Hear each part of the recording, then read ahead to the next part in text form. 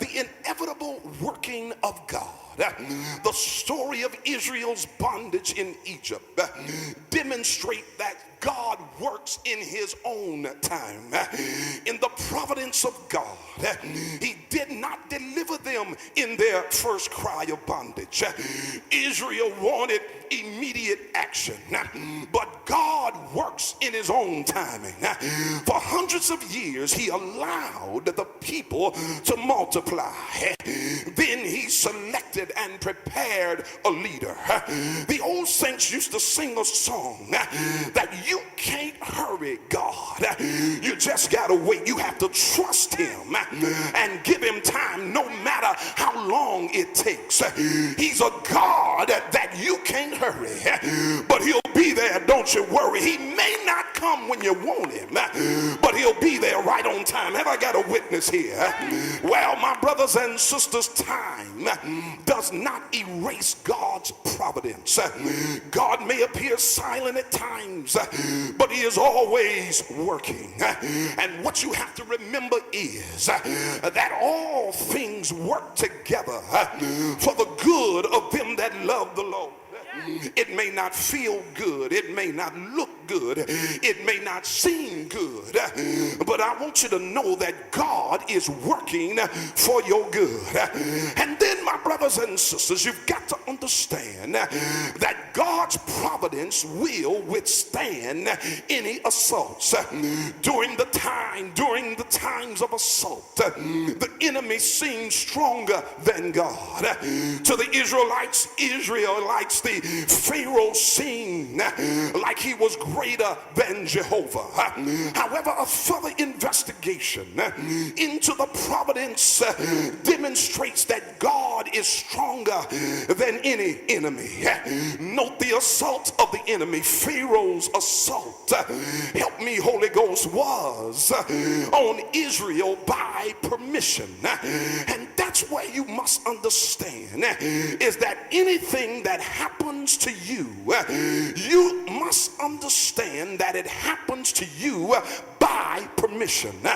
Because first of all, God is not going to let anything happen to you that you won't be able to handle it. And so therefore, if God allows you to be caught up in a situation, why don't you nudge your neighbor and say, you can make it. You can come out of anything that you're in, because God is not trying to destroy you, but he's trying to make you better.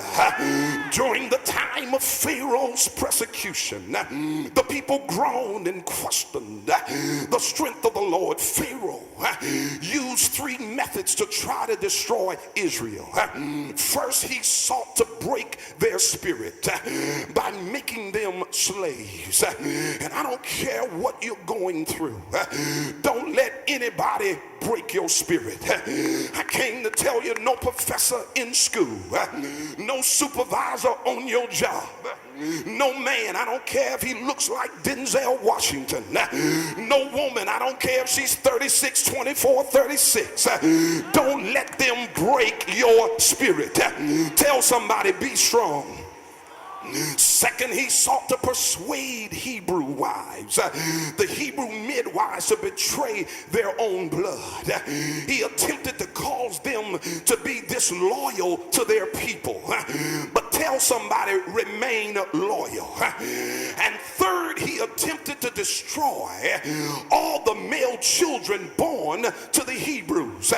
In other words, he tried to destroy their future. You got to understand that where you are is not your destiny.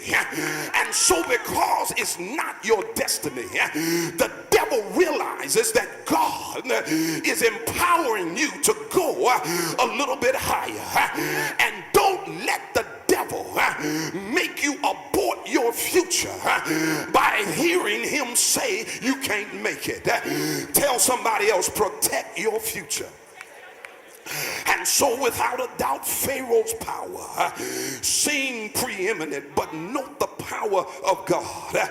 God is stronger than any foe. The entire story demonstrates the superiority of God. And my brothers and sisters, God used 2 Hebrew midwives, and they expressed their faith in the supremacy of God by refusing to obey Pharaoh's order. These women saw a king greater than Pharaoh. And then we must see, as I come to my close, that God's providence defied explanation. Reading the birth account of Moses causes one to realize the unseen forces of God at work. There can be no logical human explanation for the events surrounding Moses' birth and life. My friends, look at God's intervention. Since the call of Abram out of Ur of the Chaldee, God had a special place and a special purpose for Israel. And I've come to tell somebody tonight that God has a special purpose for your life. And during the years of the patriarch, God worked his plan. God's plan of deliverance seemed to be reduced to a slender thread, just a tiny baby set afloat on a river in a fragile basket. But God worked his plan. Nudge your neighbor and say, God is working his plan. Look at God's miraculous work. God preserved a baby from Pharaoh's murderous plot, and even saw that Moses was discovered by Pharaoh's daughter. And then furthermore, he provided Jochebed, Moses' natural mother, to rear him in the ways of Jehovah. You can't look at the events of the 2nd chapter of Exodus without acknowledging the awesomeness of God. It defies explanation. Therefore, I came by to tell somebody tonight that God's got a plan for your life. And whatever you're facing right now, I've come to tell you that God will make a way for your escape. Why don't you just lean on somebody and tell them that I'm coming out of this thing? You see, it's your time, and God has put you here, strategically placed you so that you can make an impact in your world. I came by to tell you today that friends may not like it because there are some folk in your life. You see, they call themselves your friend, but you got to understand that you've got some friendly enemies. We call them frenemies. You know who they are. They're the ones that smile in your face, but all the time they trying to take your place. We used to call them backstabbers, but in 2011 we call them frenemies. And you got some frenemies in your life, but God has set you up to a point where your frenemies won't be able to stop you. Look at somebody and say, get ready. God is trying to make a way for you. And when God gets ready to pull you out, he's going to bless you in the presence of your enemies. But David said, thou preparest a table before me in the presence of mine enemies. I came by to tell somebody that God will do it right in your enemy's face. So don't be discouraged, but hang in there, because God is going to show up and show out on your behalf. For I heard the Bible say in the 29th chapter of Jeremiah and the 11th verse, he said, for I know the thoughts that I think toward you, and they're thoughts of peace and not of evil. Tell your neighbor, God has got a plan for you. So you need not be discouraged, because God will take care of you.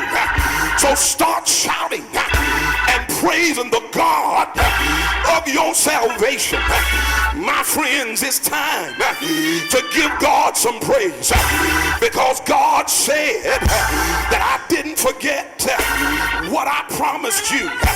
He said in the 49th chapter of Isaiah and the 16th verse, he said, I have engraved you in the palm of my hand, so I won't forget.